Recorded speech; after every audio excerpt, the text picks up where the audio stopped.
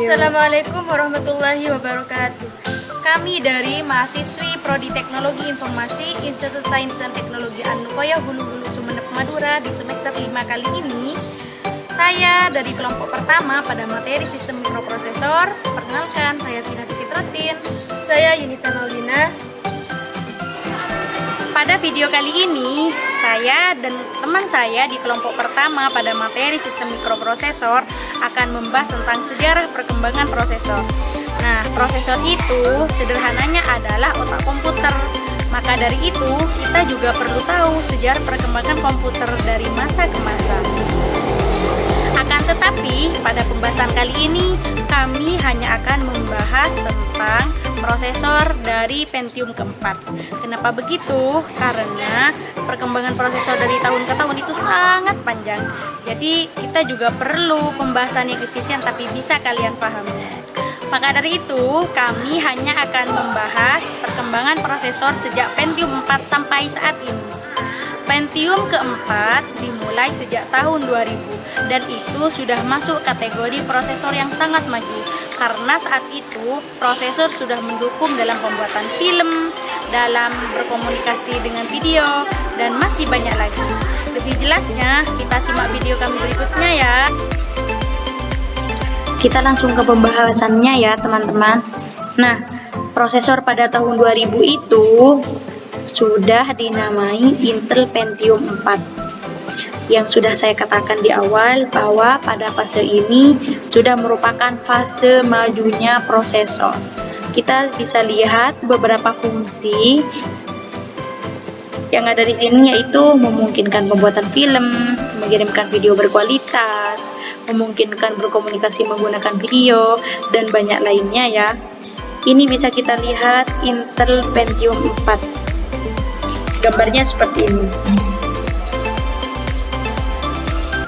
Kemudian pada tahun 2001 ada yang namanya Pentium 4 Xeon. Prosesor ini dirancang untuk komputer server kelas menengah dengan kinerja yang tinggi. Jadi sekalipun servernya kelas menengah, tetapi juga didukung dengan kinerja yang sangat tinggi teman-teman. Nah, ada juga di tahun 2001 yang namanya Intel Itanium. Prosesor ini sangat cocok untuk perusahaan yang menuntut kinerja tinggi beserta program lebih advance. Jadi, kalau pada tahun 2001 ada perusahaan yang menuntut kinerja tinggi, kita bisa menggunakan prosesor Intel Itanium waktu itu. Kinerja tinggi ini meliputi transaksi e-commerce yang aman, program teknik dan desain yang rumit juga didukung di prosesor ini. Kemudian database-nya sangat besar. Nah, ini gambar Intel Itanium. Pada tahun 2003, ada yang namanya Intel Pentium M prosesor. Perkembangan prosesor ini fokus untuk menciptakan perangkat komputer yang bersifat portable atau mudah dibawa kemana-mana. Kita biasa menyebutnya notebook atau laptop. Ini gambarnya, gambar Intel Pentium M prosesor. Sekarang tahun 2004 ya, ada yang namanya Intel E7520 atau E7320 chipset.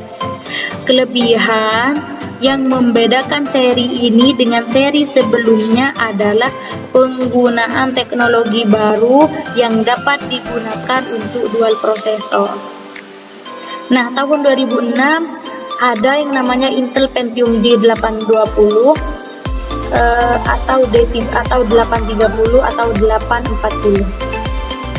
Prosesor ini berbasis 64 bit menggunakan 2 buah inti dengan konfigurasi 1 MB L2 cache pada tiap core-nya. Barusan kan tahun 2006, sekarang sudah tahun 2007, sudah ada Intel Pentium dual core.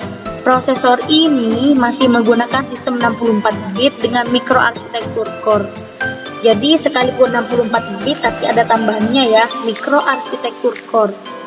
Prosesor Intel Pentium Dual Core memiliki 160 juta transistor dengan clock speed awal 2,2 GHz.